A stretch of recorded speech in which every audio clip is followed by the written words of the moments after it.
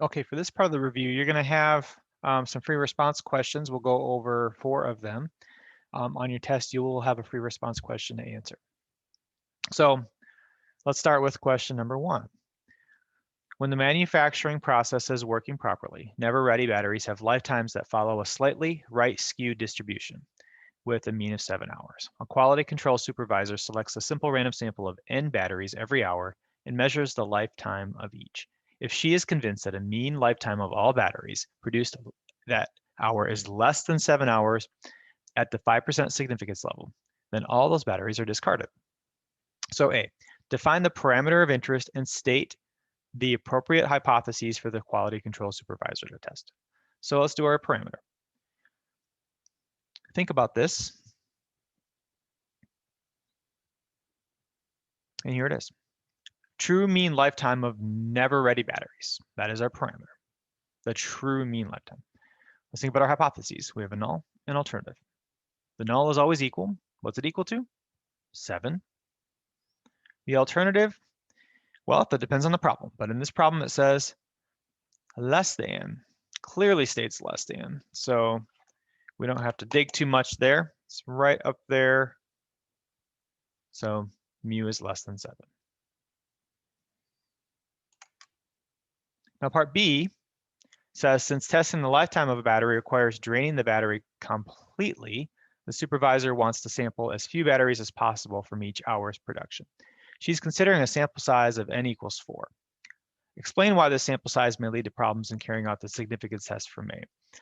Honestly, if you say something to the effect of how small that sample is, you should be okay. But here's what I have. The population is already rightly skewed. It says so right up here. So if you have a skewed population, you risk having some bad samples, especially when your sample size is so small. So it's going to be not normal. And since 4 is less than 30, this would give inconclusive results. So you can have less than 30 in your sample, but if you have skewed population, and that's going to not bode well for your sample in general. So, and plus just 4 is bad sampling to begin with. You need to have more than 4 items in a sample. Part C, describe a type 1 and type 2 error in this situation. Let's refresh on what those are. So a type 1 error, if you need to look it up, pause the video and look it up. It is we reject the null when it's true. So think about what that means here. If we reject the null when it's true, so we're rejecting, we are concluding that the mean battery lifetime is less than 7 when it actually is 7. So we think the batteries are bad, but they're not. We're throwing away good batteries, we're wasting money. How about type 2? Type 2, we fail to reject the null when it's false. So just kind of the opposite. Fail to reject the null when it's false. How does that apply here? Well, fail to reject. So we don't think the batteries are bad, right? We assume the batteries are okay, but they're really bad. So now we're selling bad batteries. And you might be asked later to decide which one is worse here, but these are your consequences.